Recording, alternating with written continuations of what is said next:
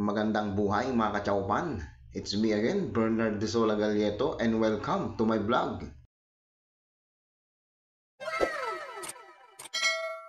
Ngayong araw na ito mga kachaupan ay isa na naman pong menu ang ating lulutuin na tiyak magugustuhan ng buong pamilya at ng buong tropa. Ito ay ang adobo sa gata na hito mga kachaupan. Kaway-kaway diyan sa mga mahihilig kumain ng hito na katulad ko.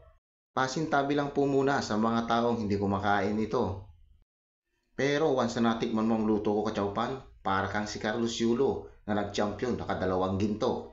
Kaya ano pang hinihintay natin mga kachaupan? Tara, samahan niyo na akong lutuin ito. Marami ng version mga kachaupan ng pagluluto ng hito, lalong-lalong sa gata. Parting Bicol po ang talagang pinakamagaling magluto pagdating sa mga gata. Katulad ng nakikita niyo sa video mga kachaupan, yan ang aking version. Nilagay ko isa-isa po ang mga ulo ng hito at yan po ay may katigasan. Sinulod ko nilagay dyan mga kachaupan yung kanyang katawan. Kinalat ko lang yan sa kawali. At pagkatapos nilagay ko na rin pati yung kanyang itlog at sayang naman. Naglagay ako ng paminta, siling green, at syempre siling pula, pampanghang, at kaunting seasoning, kaunting suka mga kachaupan, at kaunting dahon ng laurel. Ibinuhos ko dito kachaupan ang artificial na gata ng niyog.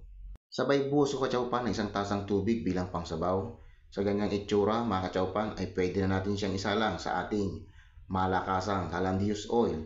At syempre tatakpan po muna natin ito hanggang sa ito ay kumulo. Matapos ang ilang minutong paghihintay mga kachaupan, kumulo na. Hahalo-haloy lang natin ito ng kaunting mga kachaupan at syempre atin itong titikman ayon sa ating panlasa. Kulang aking panlasa mga kachaupan kaya dinagdagan ko ng kaunting soy sauce. At syempre tatakpan po muna natin ito mga kachaupan dahil hindi pa siya gaanong luto. Iintay natin siya hanggang maiga yung gata. Pagkalipas ng ilang minuto mga kachaupan ay atin ulitong bubuksan para masuri kung tama na po ang lapot ng sabaw at tama na rin kanyang timpla. Titikman ulit natin ayon sa ating panlasa. Para sa akin mga kachaupan, okay na ito. Kaya nilagay ko na po ang dahon ng pechay. Ikinalat ko lang yan ng bagya mga kachaupan sa kawali. At pagkatapos, tatakpan ulit natin ng mga isang minuto. Huwag masyadong matagal at baka malabog ang dahon ng pechay. Makalipas ang isang minuto kachaupan, ayan ang itsura.